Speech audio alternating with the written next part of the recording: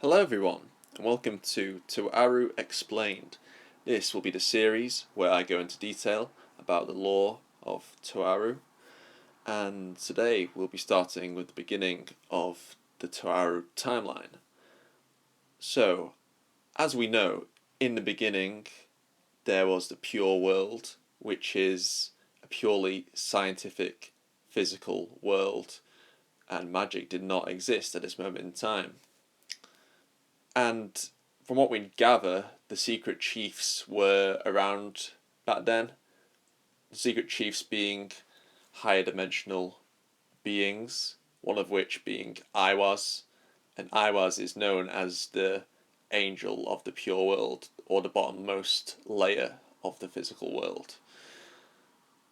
And then, suddenly, we don't know exactly why, but magic came into existence. We don't know why, as I said. My theory is that Aiwass got bored and might have created it, but we'll have to learn more about the secret chiefs to find out for sure.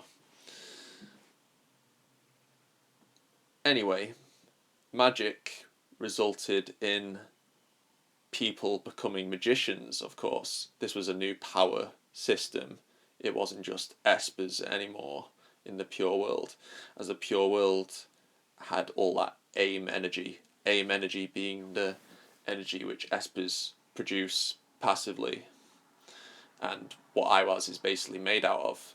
So Aiwass was at its strongest during the pure world, but it starts to change as magic is introduced, and these magicians are people who are envious of the natural talent of the gemstones. Gemstones being natural espers, so they're born with esper powers, and being magicians, they can catch up to their level and even surpass it by studying magic, rather than relying on natural born talent. It's a lot more about effort, and the best magicians out of these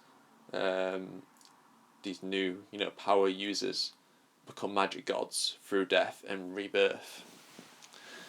And these magic gods create phases with these new powers. And what is a phase? A phase is a layer which covers the entire universe. And magic gods can create infinite amounts of phases.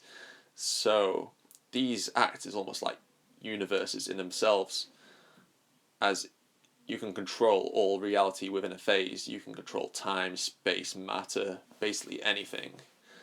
So this messes up the world quite a lot, since all these magic gods are making all these different phases. Eventually, the magic gods stop doing this, as this is detrimental to the world, as the magic gods all have a different vision of what the world should be. So they come to an agreement to cut themselves off, and they hide in what is known as the hidden world, which is separate from the phases and the known world. So it's a separate dimension entirely. And as a result of this, Aiwass loses a lot of power and no longer can manifest himself within the physical world. Then the magic gods, well, it's alluded that the magic gods create a Imagine Breaker, as the Imagine Breaker represents the hopes and dreams of all magicians. And Imagine Breaker becomes somewhat of a saint's arm, I believe.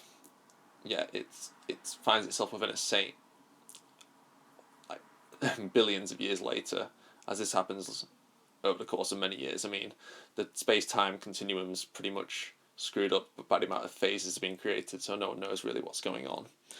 But eventually, once we get to the current phase we're in during the timeline, history itself, as we know it, starts to play out. So the world of Index kind of occurs in a parallel world to ours, in that history is almost essentially the same. So you have the rise of pagan religions which become like magic cults. So you have like the ancient Egyptians and ancient Greeks, and this is what in Crowley's terms is known as the Aeon of Isis. So this is when everyone believes in many gods, and of course some of these gods which they believe in are in fact magic gods, like Nepethys, if I pronounce that right. Probably not. And then you have Christ, the crucifixion, the Son of God. So this results in the Aeon of Osiris, where everyone believes in one god. So it's a new age of the world. And of course, heaven and hell are revealed to be phases, so perhaps they were made prior to this. So yeah, that's going to be part 1.